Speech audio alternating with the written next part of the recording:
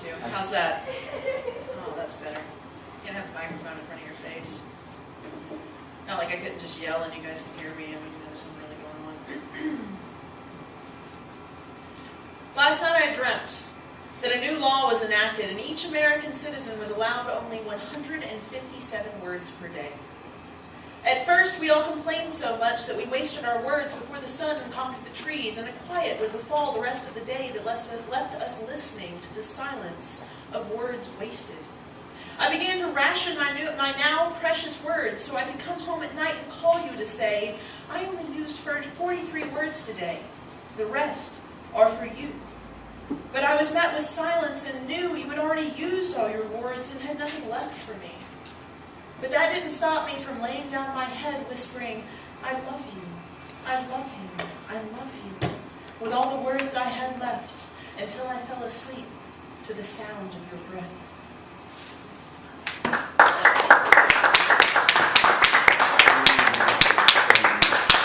actually did have that dream whenever I thought that Hillary Clinton might be the Democratic president. I was so scared. I was like, shit.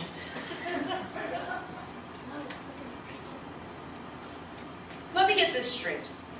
You're telling me that a $5 piece of paper from Hallmark is your passport into my heart?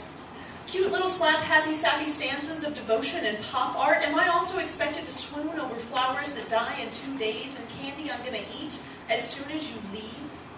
You can whisper sweet nothings until you lose your voice, because take your time-worn tokens of yearning, because I've heard all this before. Your cross-pollination of desperation and codependency makes me shudder, makes me want to shake the mass-produced idea of romance from its traditional ineffective mold, and quite frankly, this love shit that you speak of is somewhere between Italian and incomprehensible, a fumbling, crumbling, delusional notion of happiness, constantly attached to another being, and what that being will bring you. Do you need flowers and candy to quiet that hunger? Will that pretty card tamp down the anger, or should I be writing these fucking Hallmark cards? Slap happy sappy stanzas are not an investment. They are a promise that no one ever made. You know what? Love should enter your life like a freight train and stick around like a good meal. Never trying to conceal real meaning with silly shit like stanzas meant to start you weeping, filled with simple sensory switches they have studied in their incompetent Institute of Emotional Indolence. You know what? Don't fall into their trap. Sap the industry of counterfeit collections of closeness and affection. Stop the diluting of authentic emotion into the destruction of your expressive function. Start writing your own truth, and love will find you.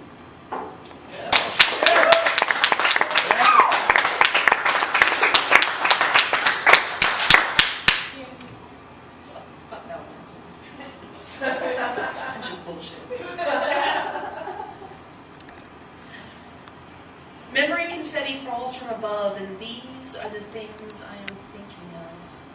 Crushed ice rolling on my tongue, Spanish guitar on the porch reminding us we are young, like the time we stole that Lukenbach sign from the side of the road. We ate tamales on Hallelujah Sunday mornings, your bare shoulder in the morning light, and the first time you made me cry, girl, I remember.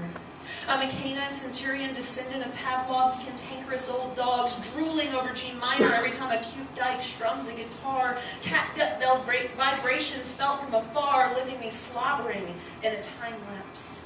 And I can't help but salivate around pearl snaps. Every day is a relapse into the addiction of your memory, so I take cleansing pen in my clumsy, calloused paw, putting single words on tiny scraps of note card, the last little fragments of the hazards of our war. Girl, I'm turning into a high priestess of Minerva. I'm modeling myself after my goddess, boundless in my pursuit of memory gems, turning scraps of paper into perfectly formed poems, inventing music like you've never heard before, making art with miniature Polaroids spilling from my merciless photographic mind. And girl, I can't wait to blast all these bits of our life together from a powerful primitive cannon, besieging harmless horizons with these headstones of our heart-altering war. And like a hand-uncurling understanding will unfold in the fabulous, fanciful ticker-tape parade I'm going to hold. I'll ride in a convertible Chevy as memories like pieces of confetti fall. I'll throw great handfuls of hoarded mental keepsakes to Main Street held in thaw, waving my cupped little palm while flanked by drag queens greetings from the court of a queer-only prom, celebrating the day I can finally wear green chucks without thinking of your birthday.